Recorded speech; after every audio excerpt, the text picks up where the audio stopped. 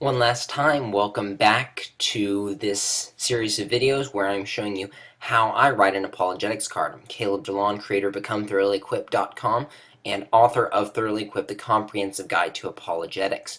In the previous videos, we've gotten most of an apologetics card written.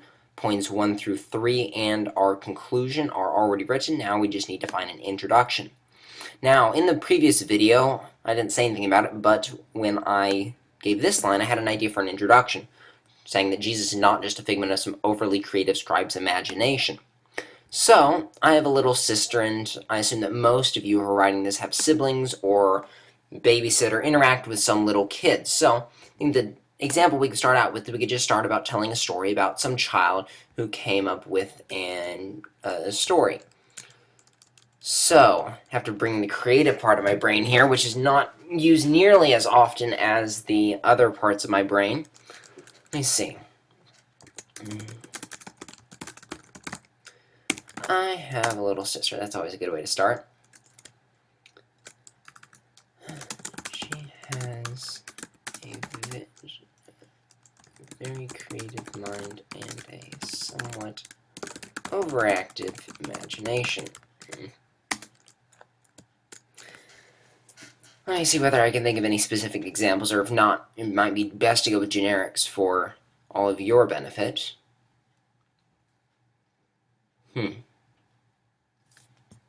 Ah, yes. I'll be...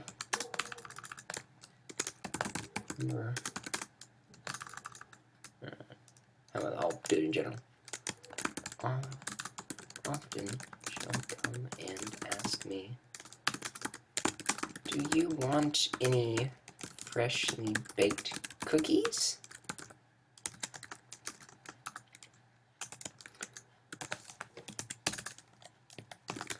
I, of course, reply that I would love some freshly baked cookies, only to be presented with a plate of Play-Doh. Now, in small children,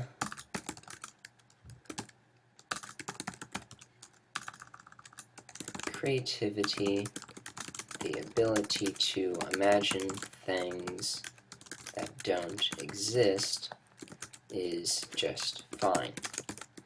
But what about the historical figure of Jesus? Is Jesus just a figment of some, how do I phrase it down here? Some overly creative scribe's imagination? Is he really a firm foundation upon which we can base our entire lives? I hope to answer these questions as I address the topic. What evidence is there for the historical existence of Jesus?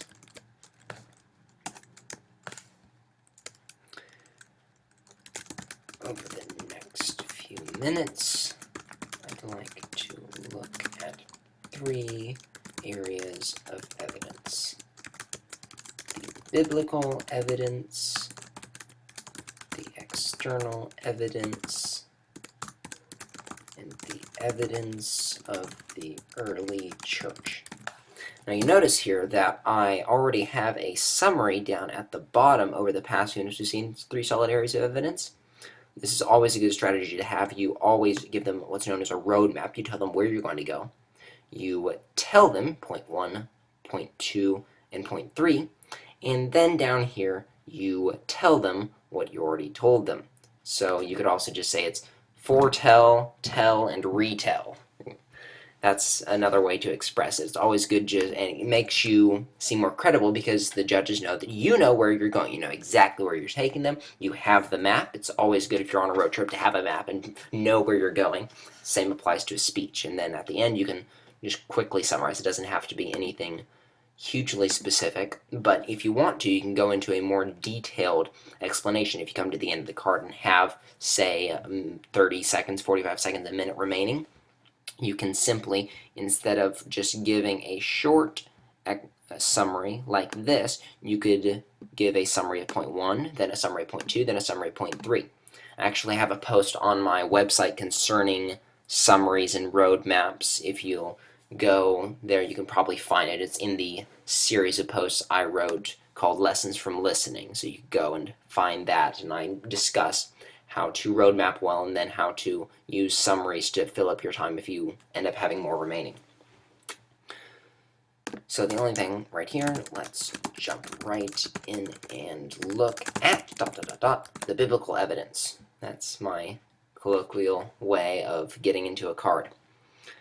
So at this point we have a complete card. I normally use a full sentence outline, although I can speak off of a very, very bare outline. I also can beat an impromptu, and there you have nothing up with you at all. So I would not, for example, my entire introduction right here, I'll just show you how I would do it. I'm not going to look at the computer. You'll just have to trust me on this, and I'll just deliver this introduction. So I say, I have a 4-year-old little sister, Eliana, and she's very creative and has a somewhat overactive imagination. I remember many times when she would come up to me and say, Caleb, would you like some freshly baked cookies? And I, of course, being a teenage boy, say, yes, I would absolutely love to have some freshly baked cookies, of course. But then she presents me with a plate of Play-Doh. Now, in a small child, creativity and an overactive imagination are good things. But what about the historical figure of Jesus? Now, is Jesus just a figment of some creative scribe's overly active imagination? Or is he really someone that we can base our entire faith upon?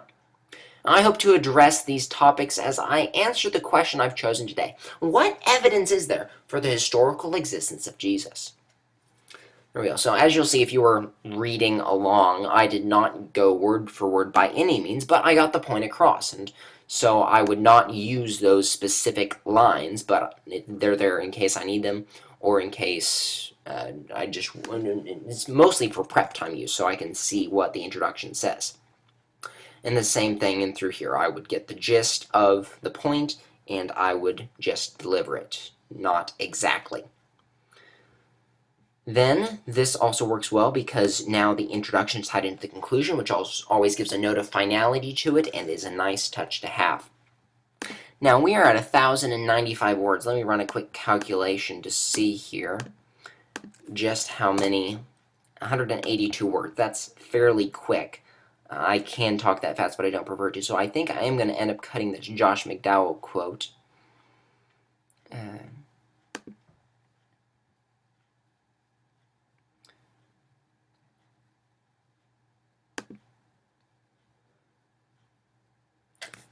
Trying to figure out how to cut this here.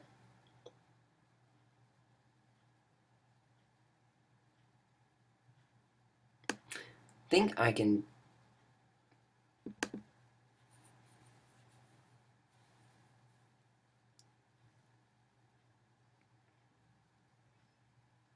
I'm going to take out this part and summarize it a little bit more.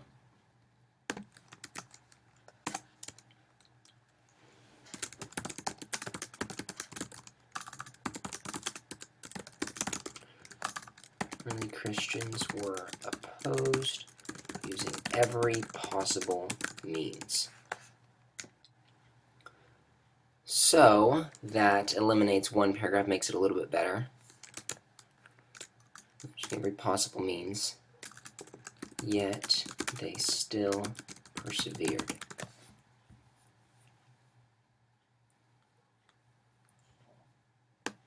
You can take that out.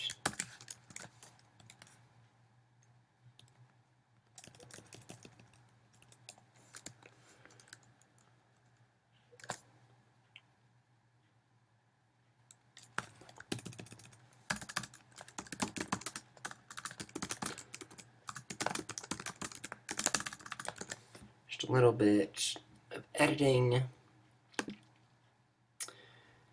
Still a tad long, and if I were to... See, I could go through and I could edit some more, but the thing is that right here we get to the point where anything I could do is not going to be incredibly helpful for all of you who are listening.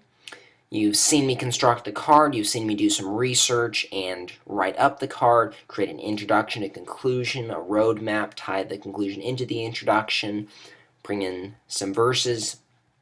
So I think at this point, this is an excellent place to stop. At this point, I'll just go and put what I have written here into my official Apologetics card document and print it out on some 4x6 cards, and it will be ready for my next tournament. Thank you all for watching. I hope you enjoyed it. I hope it was very helpful in helping you learn how to write an apologetics card. God bless.